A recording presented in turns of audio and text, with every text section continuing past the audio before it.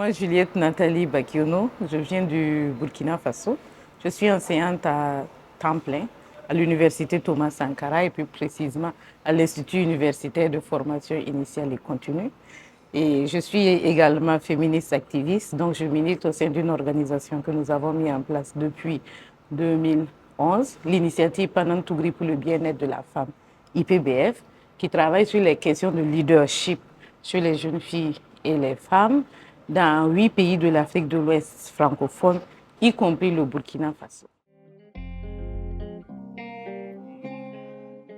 L'Institut féministe africain, qui est un espace d'éducation politique populaire pour de jeunes femmes et de jeunes filles activistes de la société civile,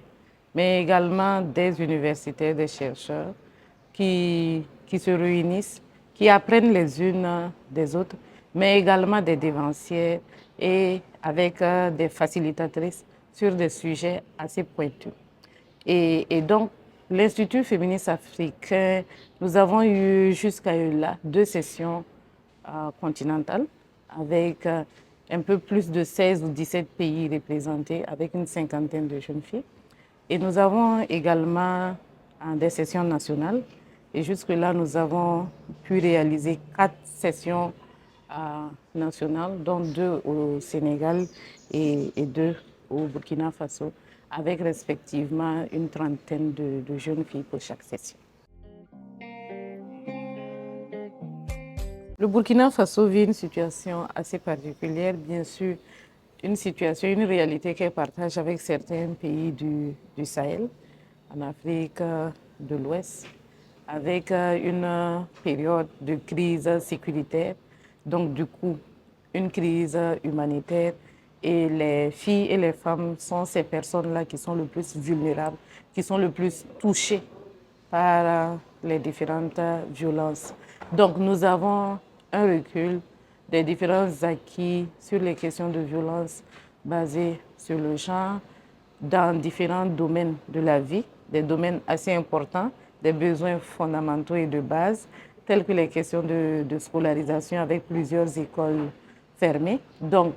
un retour en arrière avec plusieurs filles déscolarisées malheureusement et qui doivent encore subir des violences sexuelles et sexistes, des mariages précoces.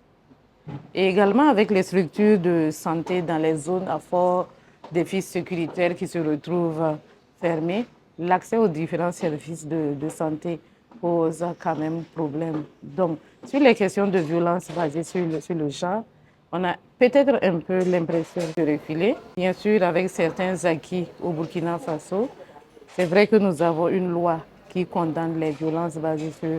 sur le genre et c'est déjà une avancée que nous pouvons noter. Mais si rien n'est fait en cette période de crise sécuritaire pour maintenir la pression et maintenir également les acquis contre ces violences basées sur le genre, nous allons peut-être un jour finir, et c'est ce que nous espérons, avec le terrorisme. Mais malheureusement, nous aurons reculé beaucoup sur les questions de droits des filles et des femmes, et notamment avec un regain des violences basées sur le genre. Donc, quelques solutions qui peuvent être réalisées aussi bien au niveau, au plus haut sommet, avec l'engagement de nos différents gouvernants, en se disant que les droits des femmes sont également des droits humains. Et donc, du coup, ce n'est pas une question à reléguer au second plan. En même temps que nous luttons contre le terrorisme, pour résoudre les questions d'insécurité, etc., il faut également maintenir les différents acquis sur les violences basées sur le genre, les différents acquis pour les droits des filles et des femmes, en ayant toujours un regard là-dessus, en continuant d'investir et en continuant notre politique genre sur les questions des droits des filles et des femmes. Et bien sûr,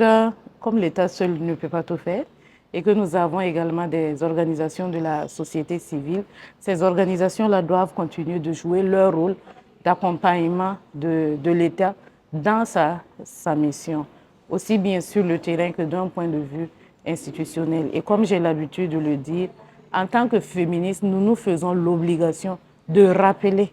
aux institutions étatiques, à nos gouvernements,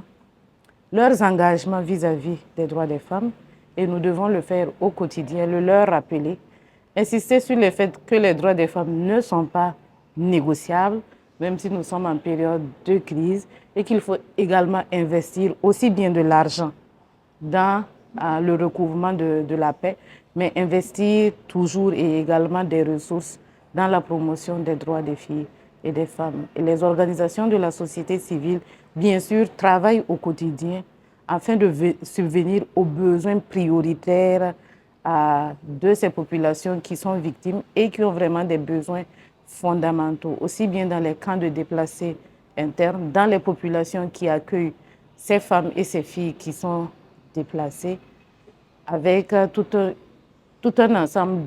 de propositions. Au niveau de l'initiative Pendant Touri pour le bien-être de la femme, c'est vrai, plusieurs organisations travaillent à la prise en charge, mais nous estimons également qu'au niveau de ces sites de personnes déplacées internes, il faut beaucoup travailler à la prévention. Voilà, donc il ne suffit pas d'attendre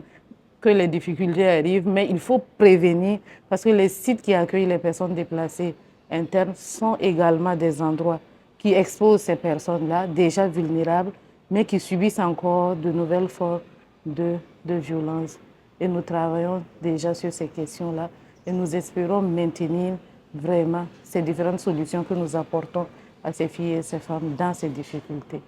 Et pour ma part, je souhaite en tout cas qu'on retrouve la paix au Burkina Faso, mais qu'on continue toujours d'avancer sur les questions de droits humains, surtout pour les filles et pour les femmes.